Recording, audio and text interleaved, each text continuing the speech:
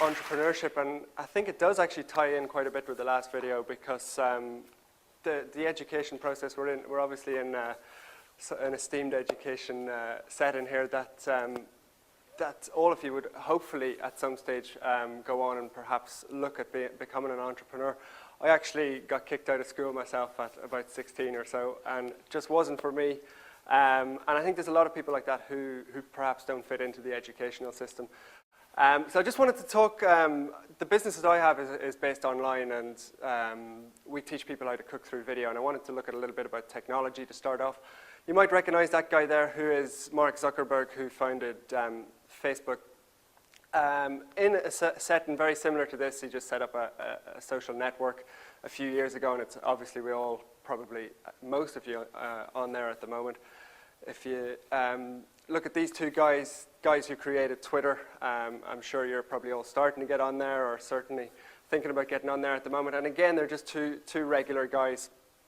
And the last two guys here, I'm not sure, some of you might have heard of them, but they're John and Patrick Collison, two young Irish guys who a couple of years ago set up a company in, they're from Limerick, and they set up a company when John was 17 and he was still in school in Limerick, and Patrick was 19 and he was in MIT.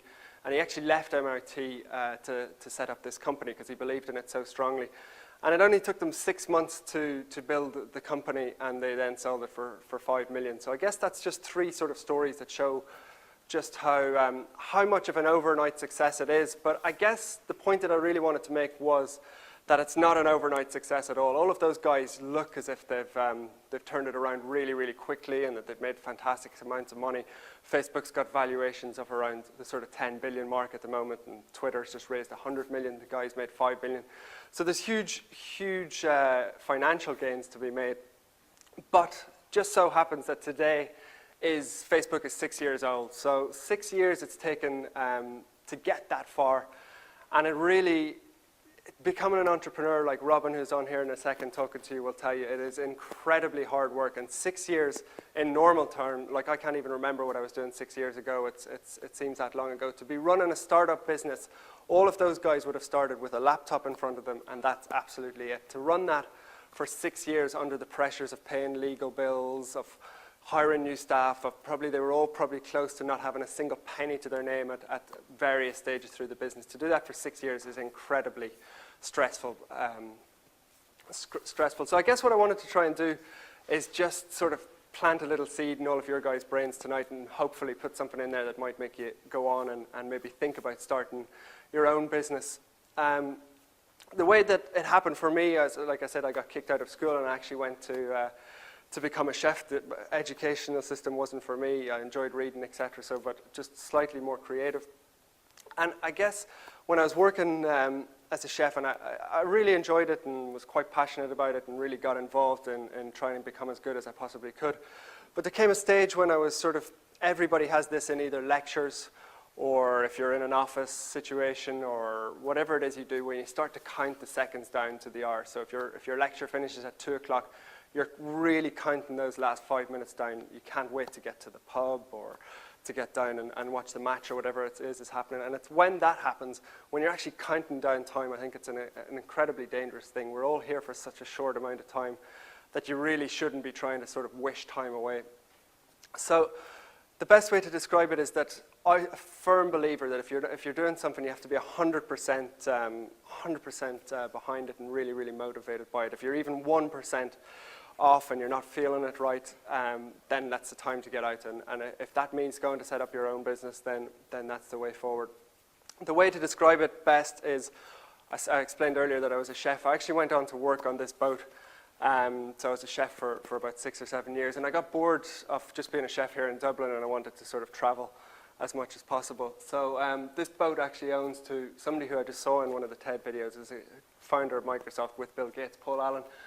He's worth 33 billion, so I was a private chef to him for a couple of years, and got to travel all over the world on this boat. And you can see there's helicopters, and there's even a basketball court on the back, and really nice place to spend a bit of time.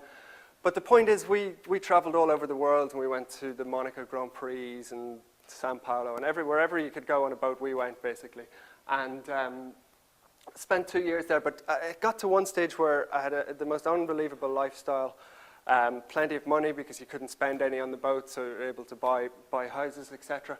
But I just got 1% unhappy. I was sitting on the back of the boat, and I said, look, this is the lifestyle. I don't want to be a little cog in the mechanics of, you know, making somebody else happy. I'd love to have this myself one day. So I started thinking about the business, and again, it gets back to that sort of side of things where I was counting the clock down on my shifts, even if it was somewhere out by Tahiti, and getting a little bit bored. So I swapped that to come back to Dublin and set up a business. And I guess the point that I wanted to make is that if I can swap that sort of lifestyle, anybody here should be able to sort of make a sacrifice. And the thing that I would dread personally is getting caught up in the sort of slog of getting to work every single day, of just so many people that I see who really hate what they're doing. Like every single day, I just hear good friends, family, people that I meet that are just so unhappy in work. And we all have to work. There's absolutely no doubt about that. But sometimes you maybe have to sort of stop thinking about the salary and go and do something that you're madly passionate about. And being an entrepreneur and having your own business,